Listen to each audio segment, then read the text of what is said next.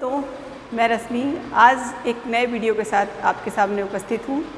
आज से मैंने यूपी ओपीओ की तैयारी में अपना जो पहला स्टार्ट किया हुआ है चैप्टर वो आईपीसी में लेके चलूँगी। और जैसा कि मैंने पुराने वीडियो में आपको बताया भी था कि मैं आईपीसी से स्टार्ट करूँगी। तो जो चीज़ें हमको जाननी है, जैसे अपराध क्या होता है, दुराशय क्या होता है, कठोर दायित्व का नियम क्या है, ये सब कुछ ऐसे रूल हैं जिनका जानना आईपीसी में बहुत ज़्यादा ज़रूरी है। और इनसे क्वेश्चन भी पूछा जाता है। इसलिए सबसे पहले हम इन कॉमन चीज़ों के बारे में आज जानेंगे, फिर उसके बाद सेक्शन से स्टार्ट करेंगे। और जो मैं आपको ये सब बताने जो चीज़ें हमको जाननी है, जैसे अपराध क्या होता है, दुराशय क्या होता है, कठोर दायित्व का नियम क्या है, ये सब कुछ ऐसे रूल हैं जिनका जानना आईपीसी में बहुत ज़्यादा ज़रूरी है। और इनसे क्वेश्चन भी पूछा जाता है। इसलिए सबसे पहले हम इन कॉमन चीज़ों के बारे में आज जानेंगे, फिर उसके बाद सेक्शन से स्टार्ट करेंगे। और जो मैं आपको ये सब बताने जा रही हूँ, इसमें से अगर आप तैयार कर लेंगे तो 2-3 नंबर के क्वेश्चन तो आपको यहीं से उठ जाएंगे। हो सकता है कुछ लोग ये सोचे कि मैं सेक्शन से क्यों नहीं शुरू कर रही हूँ, तो मैं सेक्शन से इसलिए नहीं शुरू कर रही हूँ क्योंकि सबसे पहले हमें ये जानना आवश्यक है ना कि अपराध क्या होता है, अपराध के आवश्यक तत्व क्या होते हैं, और दुराशय क्या होता है, मेंसरिया, ये सब क्या चीज़ें हैं जिनको हमें जानना बहुत ज़रूरी है। और मेंस में भी हमारा क्वेश्चन इन सब से उठता है। इसलिए मैं आपको सबसे पहले इन सब बातों से अवगत कराऊंगी आज की वीडियो में। उसके बाद से नेक्स्ट वीडियो से मैं सेक्शन वगैरह स्टार्ट करूंगी। और चलिए तब मैं शुरू करती हूँ। जैसा कि आईपीसी, जिसकी फुल फॉर्म आप जानते ही होंगे, इंडियन पेनल कोड 1860 होती है। और सबसे पहले चलिए अब हम जानते हैं कि अपराध होता क्या है, किसको कहते हैं कि ये हाँ यही अपराध है। तो अपराध होता है जिस कार्य को विधि अपराध घोषित करे एवं दंडनीय बनाए। यानी कि जिस कार्य को हमारी विधि अपराध घोषित करे एवं दंडनीय बनाए, उसे ही हम क्या कहते हैं, अपराध कहते हैं। तो अपराध के बारे में जैसे हमने जान लिया कि अपराध कहते किसे हैं, लेकिन अपराध की कई परिभाषाएं बहुत सारे विधिशास्त्रियों ने दिया है, जिनसे कुछ इम्पॉर्टेंट वाले जो हैं, जो कि अक्सर यूपी एपीओ हो या यूपी जुडिशरी हो, उनकी परीक्षाओं में ज़्यादातर पूछ लिया जाता है कि ये अपराध की परिभाषा किस विधिशास्त्री ने दिया।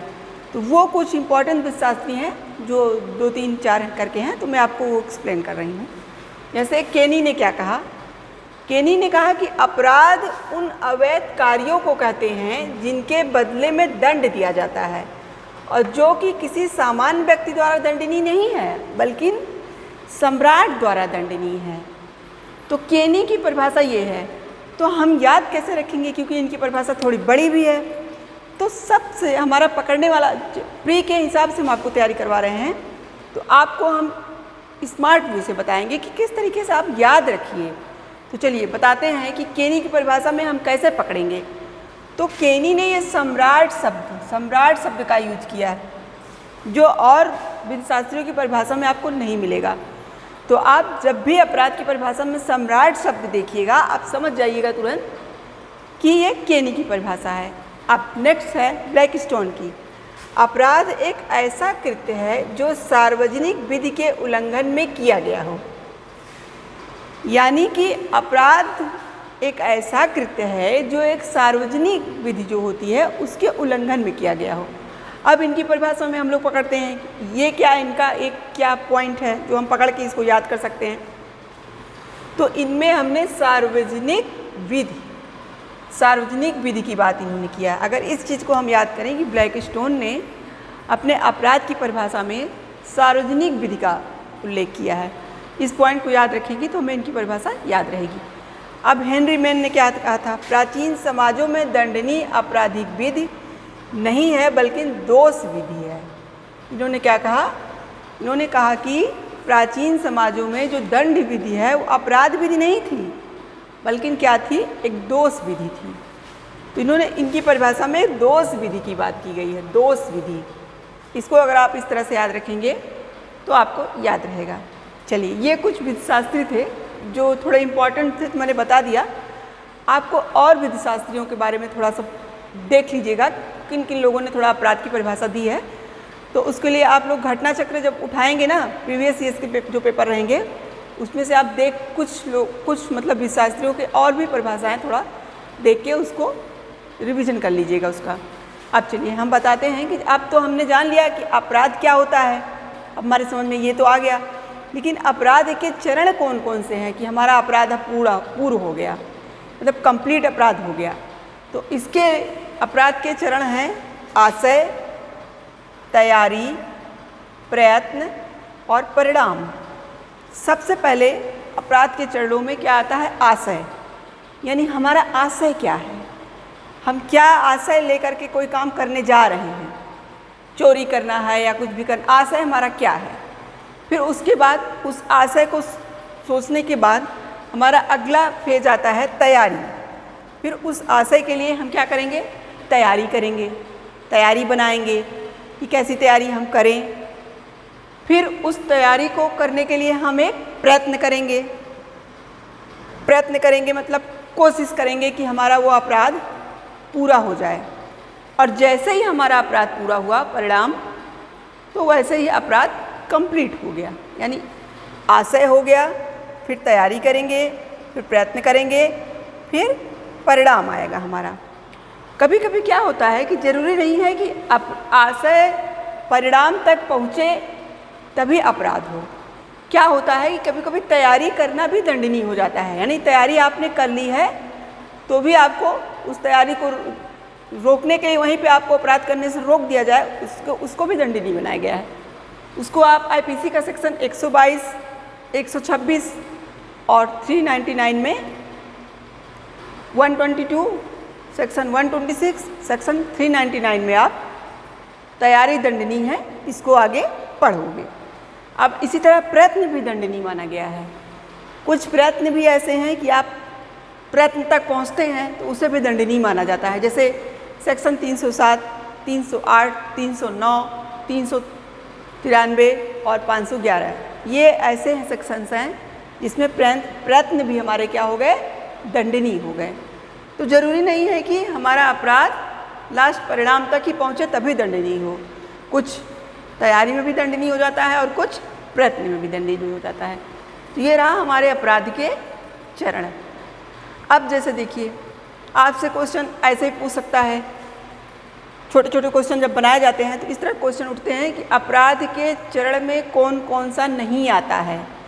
तो आपको इस तरह कुछ दे दिए जाएंगे, तो आपको अगर चारों चरण याद रहेंगे तो आपको बताने में आसानी होगी। या फिर ये पूछ लेंगे अपराध के चरणों में कौन शामिल है, इस तरह से क्वेश्चन बनते हैं। अब चलिए हम लोग चलते हैं, अपराध के आवश्यक तत्व कौन कौन से हैं। अभी तो हमने जाना कि अपराध के चरण कौन कौन से होते हैं, क्या क्या हम करेंगे, कैसे तो मेरा अपराध कंप्लीट माना जाता है। अब हम आए अपराध के आवश्यक तत्व कौन कौन से हैं। तो अपराध के आवश्यक तत्व में पहला होता है व्यक्ति या मानव। एक व्यक्ति होना चाहिए या मानव होना चाहिए, तभी तो कोई अपराध करेगा। और उसके बाद उसके अंदर क्या होना चाहिए? दुराशय की भावना होनी चाहिए। दुराशय यानी बुरा आशय, यानी उसकी मन स्थिति यानी मेंसरिया वो क्या होनी चाहिए? गलत काम करने की होनी चाहिए। अब दुराशय को पूरा करने के लिए किया गया आपराधिक कृत्य। अब दुराशय जो हमने अपने मन में बनाया उसको करने के लिए जो काम हम करेंगे वो भी होना चाहिए। फिर उस काम से जो सामाजिक क्षति हो। तो ये हमारे चार क्या हो गए? अपराध के आवश्यक तत्व हो गए।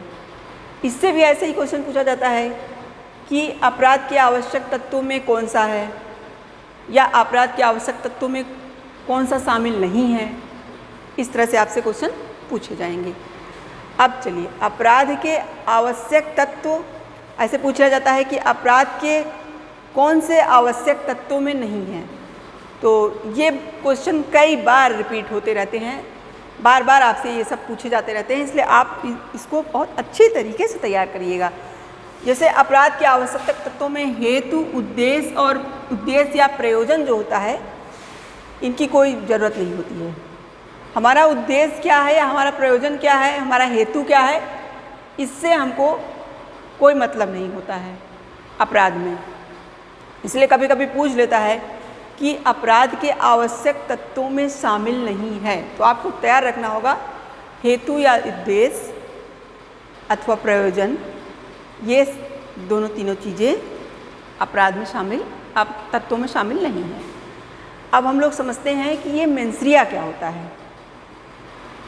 और मेंसरिया हमारा होता है, ये एक सुक्ति पे आधारित है।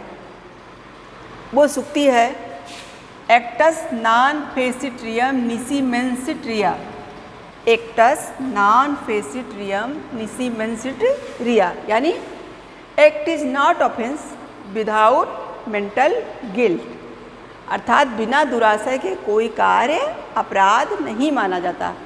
जब भी किसी कार्य में दुराशय निहित नहीं रहता तो उसे अपराध नहीं माना जाता। इसके कुछ अपवाद भी हैं, लेकिन अभी जो ये सुक्ति बोलती है मैं उसकी मीनिंग आपको बता रही हूँ।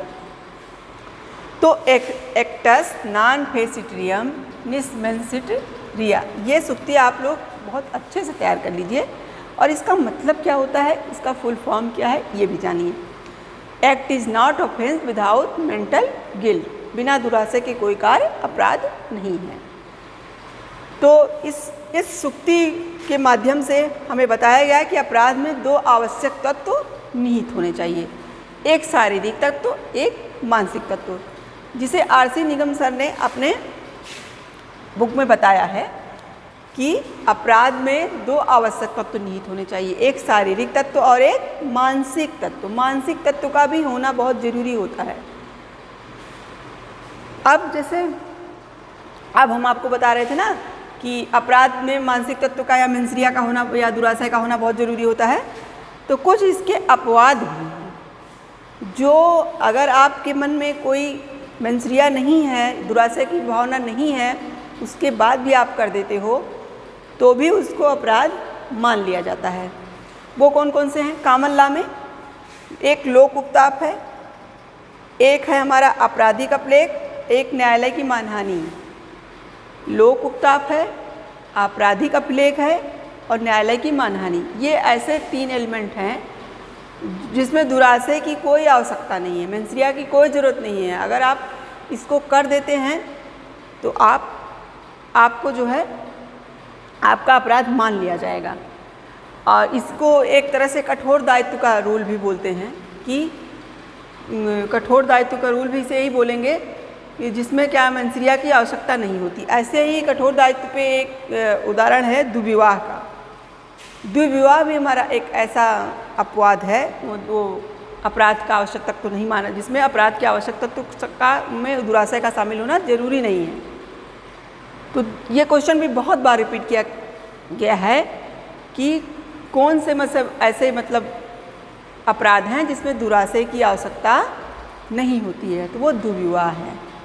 इसे कठोर दायित्व का भी अपराध बोलते हैं। कभी कभी ये भी पूछ लिया जाएगा कि कठोर दायित्व के अपराध में कौन सा अपराध शामिल है, तो आप क्या बताओगे? दुर्विवाह है। अब चलिए, अब हम लोगों ने क्या क्या पढ़ा? अपराध पढ़ा। अपराध की परिभाषा किस किस ने दिया, अपराध के चरण क्या क्या हैं, अपराध के आवश्यक तत्व क्या क्या है, अपराध के मानसिक तत्व कौन से होंगे, मेंसरिया क्या कहते हैं, किस सुक्ति पे वो आधारित है, और किस चीज़ों में दुराशय के बिना भी अपराध मान लिया जाता है। ये सब चीज़ें हम लोगों ने पढ़ा।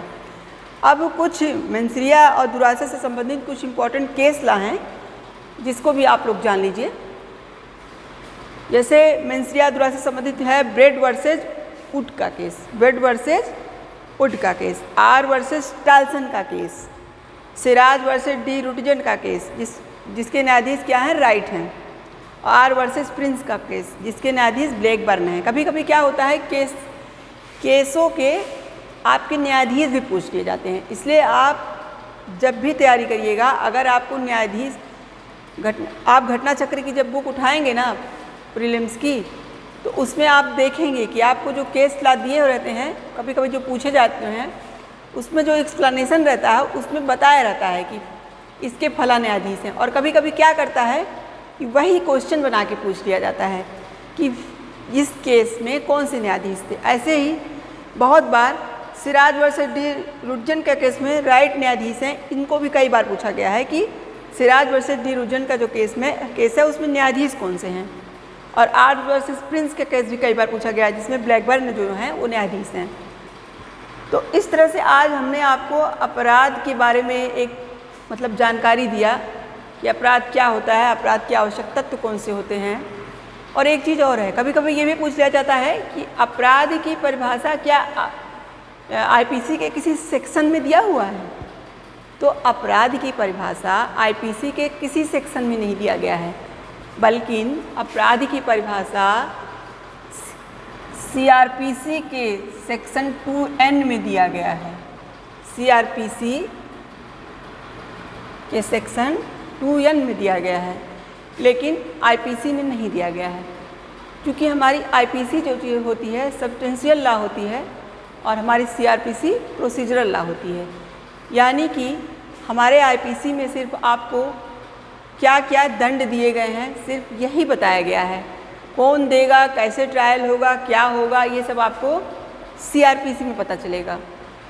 तो सब्सटेंटिव लॉ और प्रोसीजरल लॉ 2 लॉ होता है।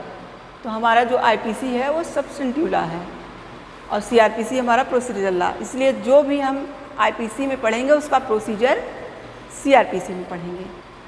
तो ये था आज का हमारा अपराध से संबंधित जो मैंने वीडियो बनाया था। अगर आपने इस वीडियो को अच्छे से देखा और अच्छे से प्रिपेयरिंग की तो आपके 2-3 क्वेश्चन, मान के चलिए 2-3 क्वेश्चन यहाँ से हर साल पूछे जाते हैं और आप अगर अच्छे से पढ़ोगे तो इसे कर ले जाओगे। फिर भी अगर आपको लगा हो कि मुझसे कुछ छूट गया हो या फिर आपको कुछ समझ में नहीं आया हो तो आप प्लीज़ मुझे कमेंट करके आप उसका आंसर पा सकते हैं। और फिर आगे मैं सेक्शन वाइज आपको नेक्स्ट वीडियो से पढ़ाऊँगी और भी जो ज़रूरी चीज़ें होंगी उसको मैं बता करके फिर सेक्शन स्टार्ट करूँगी। और आप प्लीज़ मेरे चैनल को सब्सक्राइब करिए, लाइक करिए और बच्चों को, क्योंकि फ्री ऑफ कास्ट है, बताइए जो एपीओ की तैयारी कर रहे हों उसमें उनको मदद होगी। और ठीक है, फिर नेक्स्ट वीडियो में मिलते हैं। Thank you very much.